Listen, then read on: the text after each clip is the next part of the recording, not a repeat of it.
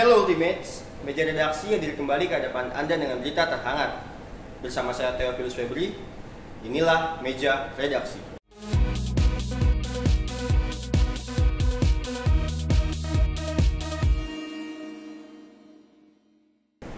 Ultimates, kasus kejahatan dunia maya semakin meningkat. Perasaan was-was tak dapat dipungkiri lagi. Lalu, apakah ada cara untuk menghindari kejahatan ini? Berikut liputannya. Apa? Ya. Jadi ini sebelum MCA lahir, kita ambil semestinya ini data persiapan. Kejahatan terbagi dalam beberapa bentuk. Salah satunya adalah kejahatan siber. Menurut Organization of European Community Development atau OECD, kejahatan siber adalah semua bentuk akses ilegal terhadap suatu transmisi data. Pusat Pengaduan Kejahatan Internet IC3FBI mengatakan kejahatan ini meningkat hingga 300%. Lantas, bagaimana cara masyarakat menghindari kejahatan siber? SafeNet, selaku Badan Pembela Kebebasan Berinternet, memberikan pernyataannya terkait kejahatan siber. Hygiene itu macam-macam. Misal, kalau ada nomor tidak dikenal, mau telepon, ya di pending dulu, nggak harus langsung diangkat, mungkin bisa di SMS, ditanya siapa, keperluannya apa. Terus karena eranya SMS juga gitu. Terus karena era-eranya SMS nggak usah dibalas ya, apalagi SMS promo udah cuekin aja dulu gitu. Selain masyarakat yang harus bersikap demikian, pengelola web pun harus turut ikut serta menambah keamanan mereka. Langkah apakah yang harus diambil oleh pengelola web? Berikut tanggapan yang terkait. Peningkatan cybercrime ini sejak masa pandemi ini meningkat sekitar 63%. Orang-orang yang terlibat di dalam satu company itu diberi bisa sosialisasi, diberi edukasi.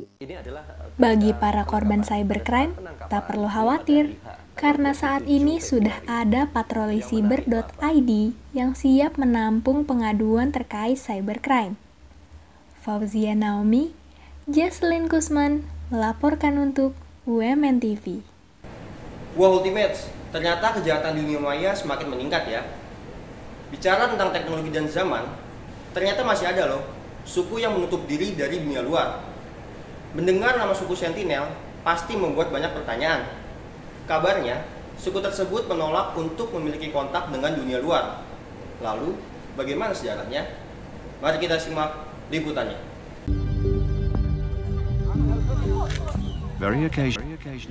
Di tengah peradaban yang semakin maju, ternyata masih terdapat suku yang terisolir sejak 55.000 tahun dari dunia luar, yakni suku Sentinel. Suku ini terletak di Pulau Sentinel Utara, Kepulauan Andaman, India. Dilansir dari kumparan.com, keberadaan suku ini mulai menjadi perbincangan warganet karena keganasannya setelah tewasnya seorang pemuda asal Amerika Serikat bernama John Allen Chau. Diduga, ia diserang oleh orang Sentinel pada 17 November 2018. Meskipun jasad John Allen Chau belum ditemukan, namun salah seorang nelayan mengatakan John Allen Chau dibunuh dengan luka tusukan anak panah dan jasadnya dikubur di sekitar pantai. Walau dikenal berbahaya, ternyata pernah ada seorang wanita yang berhasil mendarat dengan selamat, yakni Madhumala Chettopadhyay. Ia menjadi orang pertama yang menjalin hubungan persahabatan dengan suku Sentinel. Madhumala melakukan penelitian selama 6 tahun sejak 4 Januari 1991. Lantas, faktor apa yang membuat suku Sentinel masih menutup diri dari dunia luar? Berikut penjelasannya. Akan sangat rentan ketika kemudian terjadi invasi atau ketika terjadi konflik atau ketika terjadi perang, itu akan sangat mudah kemudian dilenyapkan. Tidak ada jalan untuk berlari, tidak ada banyak tempat untuk bersembunyi dan lain-lain. Nah, dari sana atau beberapa faktor yang lain, itu tidak hanya di Sentinel, kita akan melihat bahwa ciri-ciri masyarakat yang tinggal di kepulauan yang kecil kayak gitu, itu akan mengembangkan budaya yang biasanya itu akan selektif dalam melihat orang luar. Pada tahun 2015, Madumala mengatakan meskipun secara teknologi suku Sentinel tertinggal, namun secara sosial mereka jauh berada di depan. Andrea Osana, Corin Indika melaporkan untuk UMN TV. Wah, suku Sentinel sangat unik ya Ultimates. Bicara hal yang berbeda, acara tahunan Starlight kembali dilaksanakan walaupun secara daring. Karibana yang menjadi acara pembukanya turut menampilkan Renaldo Wijaya dan juga Bimo Kusumo. Penasaran gimana keseruannya? Berikut liputannya. Welcome to the grand opening of Starlight 2020. Ultimates, acara tahunan Starlight kembali dilaksanakan. Karibana yang dilaksanakan selama 2 hari menjadi pembuka pada rangkaian acara Starlight 2020. Pada hari pertama, pembukaan Starlight tidak hanya menampilkan peserta tahun kemarin, tetapi juga mendatangkan spesial guest star, yakni Renaldo Wijaya. Tak kalah menarik dari hari pertama, pada hari kedua juga turut mendatangkan spesial guest star, yakni Bimo Kusumo, yang dikenal sebagai voice over talent. Dengan mengusung tema serius, para peserta diharapkan mampu menunjukkan bakatnya dengan percaya diri. Berikut ini penjelasan dari Ketua Panitia mengenai acara Starlight 2020. Cara di dunia bintang-bintang itu serius itu artinya menyala-nyala, membara, dan juga merupakan bintang yang paling terang di langit malam. Tapi di sini kita serius tuh kita ibaratkan sebagai peserta yang akan menampilkan bakatnya secara maksimal, hingga nanti penampilan yang dibawakan pesertanya sendiri nggak cuma memancarkan cahaya di UMN, tapi juga bisa di universitas lain yang di luar UMN. Pada tahap awal perlombaan, Venisia atau pendaftaran dilaksanakan pada 31 Agustus hingga 10 Oktober 2020. Berikut ini tanggapan dari salah satu peserta Starlight tahun 2019. Starlight ini sebuah platform yang menyediakan kesempatan buat orang-orang yang punya bakat buat nunjukin talent-talent mereka tuh di sini gitu. Dan dengan adanya Starlight ini tuh bisa ngebantu kita banget buat kembangin bakat kita, maksimalin performance kita. Sesuai dengan temanya, yaitu serius, para peserta juga diharapkan dapat memancarkan bakatnya ke semua orang. Calvin Panggabean, Puspita Wulandari, melaporkan untuk UMN TV. Nah Ultimates, dan kemana-mana ya, karena kami masih ada informasi menarik lainnya. Sesaat lagi.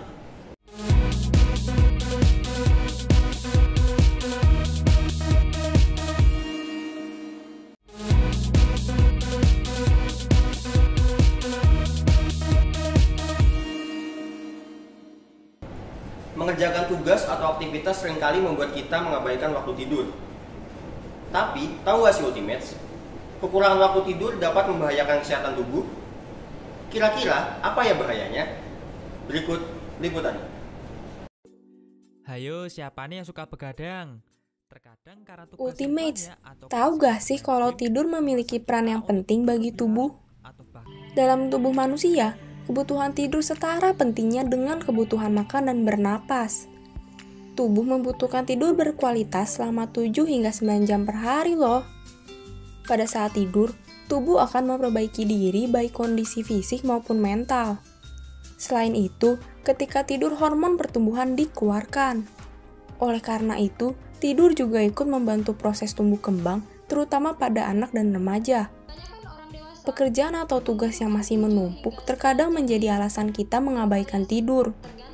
Nyatanya, kekurangan tidur justru akan membuat masalah semakin buruk dan berefek pada kesehatan loh Ultimates. Berikut adalah tanggapan masyarakat tentang bahayanya kurang tidur. Saya itu sering mengalami kurang tidur karena memang ada banyak tugas. Juga sering banget mengalami kurang tidur karena tuh kadang tugas kuliahnya tuh kayak banyak banget. Iya, sering karena saya banyak mengerjakan tugas. Iya, oleh karena beberapa tugas yang harus dikerjakan. Anda bisa mendapatkan penyakit yaitu mata panda. Bisa mengganggu kesehatan aku, terus juga bisa mengganggu produktivitas aku di esok hari. Iya sih, seperti salah satunya konsentrasi belajar jadi berkurang.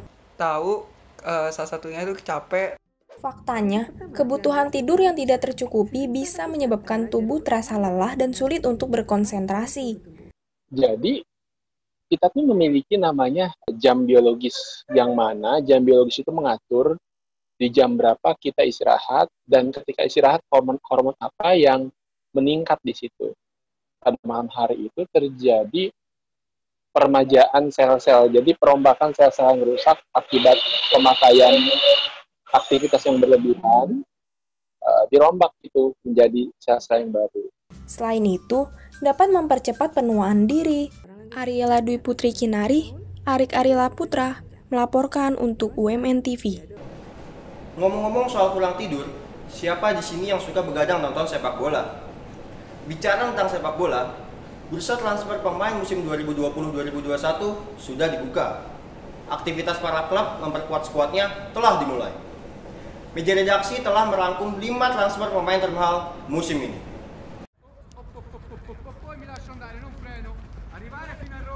Perpindahan satu pemain ke klub lainnya menjadi hal yang biasa di sepak bola. Performa pemain yang gemilang membuat perebutan antar klub untuk saling memiliki pemain tersebut. Dan biasanya, klub dengan penawaran harga tertinggi kepada pemain adalah klub yang mendapatkannya. Kali ini meja redaksi telah merangkumkan 5 transfer pemain termahal musim 2020-2021. Di urutan kelima ada Timo Werner. Pemain berkebangsaan Jerman ini ditebus oleh Chelsea dengan harga 53 juta pound sterling dari Red Zibling, membuat pemain ini menempati posisi kelima. Dari total 45 pertandingan, Werner mengemas 34 gol dan 12 assist. Performa sebagai seorang penyerang yang dikatakan cukup menakjubkan. Dengan usianya yang masih muda, 24 tahun, diharapkan sebagai prospek Chelsea untuk kedepannya.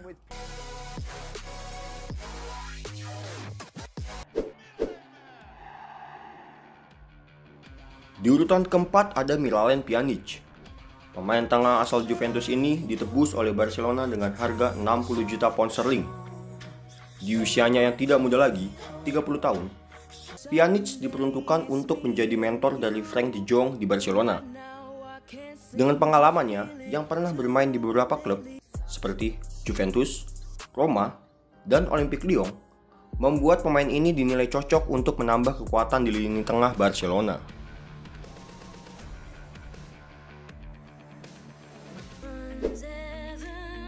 Di urutan ketiga ada Victor Osimhen. Bermain bagi klub Prancis Lille pada musim 2019-2020, Victor Osimhen mengemas 14 gol dan 4 assist. Penyerang asal Nigeria ini membuat Napoli, klub asal Italia, melirik kemampuannya. Dengan menebus harga 70 juta pound sterling, Napoli bisa menggunakan jasa Victor Osimhen. Hal ini sekaligus memecahkan rekor transfer klub, sehingga membuat pemain asal Nigeria ini menjadi pemain termahal dalam sejarah klub.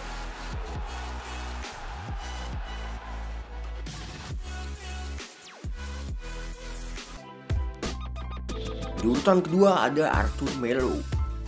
Pemain muda asal Brazil yang menempati posisi gelandang tengah ini menjadi pemain kedua termahal pada jendela transfer musim 2020-2021. Ditebus dengan harga 72 juta pound sterling dari Barcelona, Juventus memiliki jasa Arthur. Sinyonya tua membeli Arthur guna menambal kekosongan yang ditinggalkan oleh Pjanic yang singgah menuju Barcelona. Dengan perolehan 3 gol dan 3 assist, serta keberhasilan operan mencapai 90%, pihak Juventus berani merogoh kocek yang dalam untuk pemain ini. Diharapkan dengan umur yang masih muda, 24 tahun, membuat Arthur dapat memberikan warna baru pada permainan sinyonya tua. Kai Havertz, pemain muda asal Jerman ini menempati posisi pertama dalam jendela transfer musim ini. Didatangkan dari Bayer Leverkusen menuju Chelsea dengan harga 72 juta pound sterling plus bonus. Dinilai total harga dari Kai mencapai 80 juta pound sterling. Dari total 150 pertandingan, Kai berhasil melesatkan 46 gol dan 31 assist. Dengan posisinya sebagai gelandang serang, The Blues mengharapkan Kai dapat menambah kreativitas dari lini tengah Chelsea.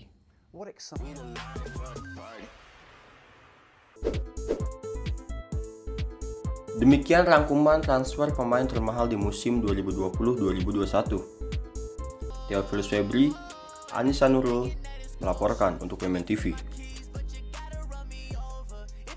Demikian berita terhangat yang dapat kami sampaikan. Tetap saksikan meja redaksi setiap hari Senin pukul 7 malam hanya di Women TV. Saya dan kru pamit undur diri. Tetap patuhi protokol kesehatan ya Ultimates. Selamat malam dan sampai jumpa.